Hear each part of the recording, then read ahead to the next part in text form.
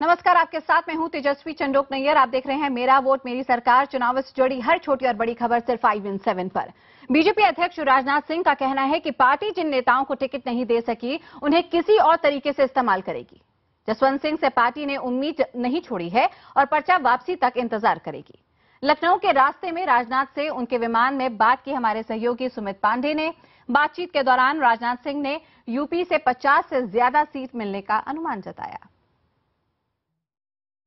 एक central election committee की meeting शुरू हुई, डॉक्टर जोशी वाला मामला आया।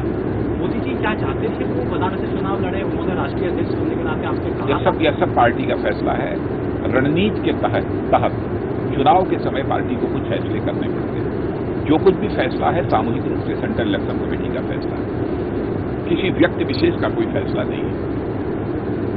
चाहे हम पार्टी के अध्यक्ष हों, हमारे बारे में, चाहे प्राइम मिनिस्टर कैंडिडेट हो नरेंद्र भाई के बारे में, चाहे कोई भी, सबका ये जो सेंट्रल इलेक्शन कमेटी फैसला करती है वही होता है हमारे।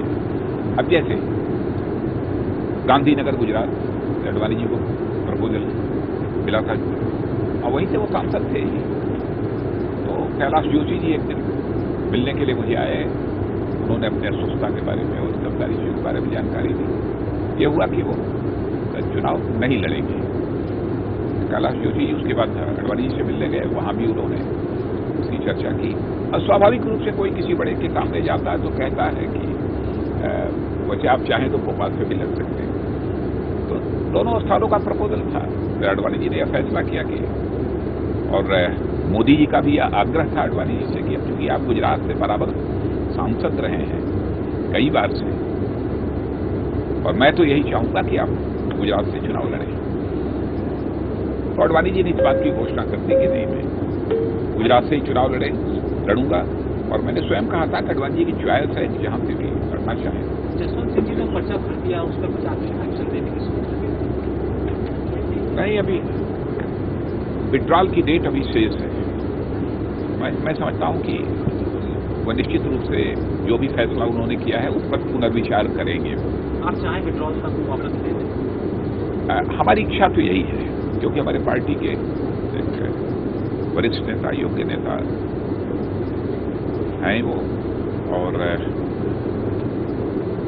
मैं समझता हूं कि वह निश्चित रूप से जो कुछ भी उन्होंने फैसला लिया है उस पर वो पुनर्विचार करेंगे।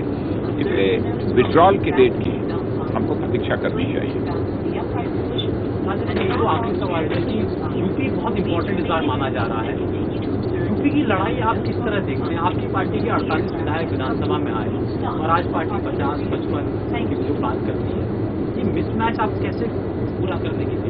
पहले तो तमिलनाडु में और केरल में भी पार्टी बिग जीरो रहती, लेकिन आज वहां भी भारतीय जनता पार्टी का एक जनाधार खड़ा हो चुका है। तो भले ही उत्तर प्रदेश में पहले 48 और 50 भारतीय जनता पार्टी की सीटें हम जीतते रहे, लेकिन आज माहौल पूरी तरह से बदला है। और मेरा विश्वास है कि कम से कम 50 सीटों पर उत्तर प्रदेश में कम से कम भारतीय जनता पार्टी को विजय हासिल हो। यहाँ पे बीजेपी अध्यक्ष राजनाथ सिंह अपनी उत्तर प्रदेश में लेकर प्रदर्शन को काफी ज्यादा आश्वस्त और साथ ही में जसवंत सिंह की पर्चा वापसी को लेकर भी काफी ज्यादा भरोसा जता रहे हैं।